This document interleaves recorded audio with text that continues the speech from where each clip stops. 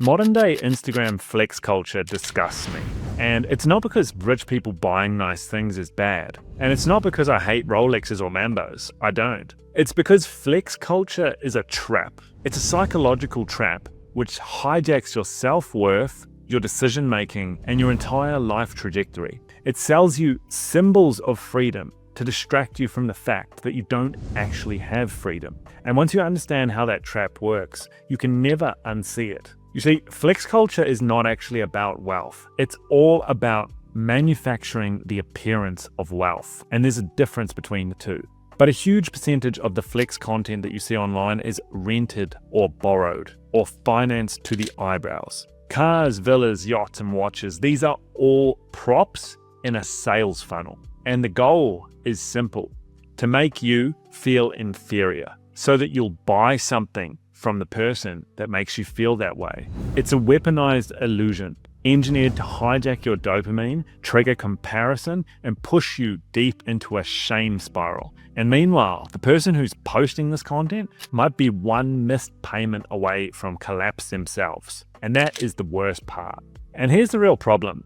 This whole flex culture, it makes you chase symbols of freedom instead of the fundamentals of freedom itself. It conditions you to measure your life against somebody else's aesthetics, and it trains you to optimize for optics instead of for real, tangible outcomes. It drags your attention away from leverage building and into this identity theater on social media. And the worst part about it is you don't even realize that this is all happening. You just wake up one day panicking that you're behind because you don't have a fucking Lamborghini in Miami like everybody else does. But really the truth is some stranger on Instagram just rented a car a bit nicer than yours, and they're selling some shitty course that they got ChatGPT to write. And I know all of this because my life changed massively this year, and none of the good parts were actually visible to the public. In 2024, I was trapped in the employee structure, working in a 9-to-5 job, commuting in a city, and earning a capped income. I was on somebody else's schedule.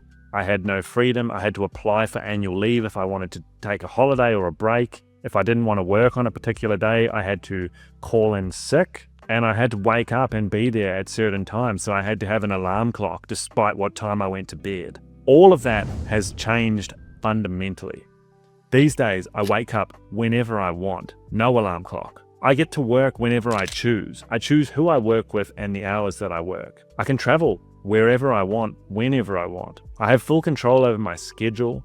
I get to decide who I hang out with, who I spend time with. How much I earn is directly related to how much work I do. It's not capped. I control my whole life operating system, which determines my energy, how I feel every day. It's the removal of all of those external constraints that were on me has totally transformed my life in ways that I can't even properly articulate. I no longer have to negotiate my life around somebody else's timetable. And I think this is the biggest inner driver of freedom. It's the single biggest change that you go through. The freedom that I have earned this year is not photogenic, but it is real. And I think one thing that I've learned throughout this process, which is something that flex culture will never teach you, is that freedom is actually structural. It's not loud, it's not shiny, and it's not aesthetic. It's something that you experience when it's a Monday morning and you wake up peacefully at 7 or 8 o'clock and you're not rushing to go anywhere. You're just reflecting on what's coming up for the week as you make your morning coffee or you go down to the cafe, and you're just taking things on your own time. It doesn't mean that you're being lazy or that you've got less to do, but it's just a feeling of calm and peace. It's not like you stayed up a bit too late on Sunday night and then, oh fuck, you've got to have your alarm go off at 6 a.m. It's like all of that is gone. And what's replaced is this inner calm and control. You wake up when you want. You work on what you want. You live where you want. If you don't like something, you leave. You say no without fear when you don't want to do something. You generate your own income. You're not dependent on somebody else. You're not owned by a boss, a commute, or a fixed schedule. And that gives you so much more confidence. You're mobile, you're unlocked, and ultimately, you're unfuckwithable. That's the right word for it. Now, none of this stuff fits neatly into a TikTok or an Instagram reel. But honestly, it's the only thing that actually matters. And here's the part that I didn't really expect. I lived my whole adult life with relative scarcity of money until this year. And having a consistent surplus changed things in ways that I didn't quite expect. When I was a teenager, for example, I used to think that I needed to buy a Ferrari. I wanted to have, the Rolex watch, all of those types of things. But actually having the money, I've realized that spending it on myself is quite fleeting.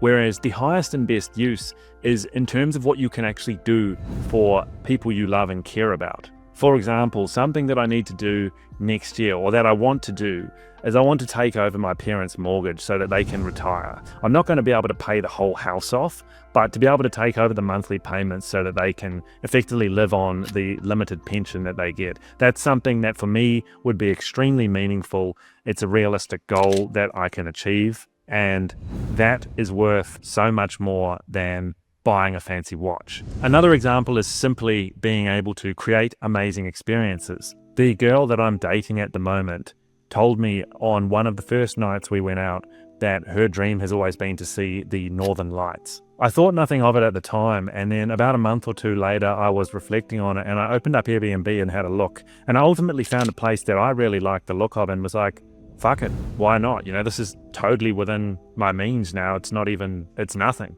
And so being able to do things like that, those hit so much deeper than just buying the next material object. Like, I think that I'll still buy a Rolex one day, hopefully in the next year or so, but it's not to flex on anyone. It's simply because I like it. I like those types of things. And the same goes for a nice sports car. When you've built a cash engine that's throwing off enough surplus that becomes something reasonable.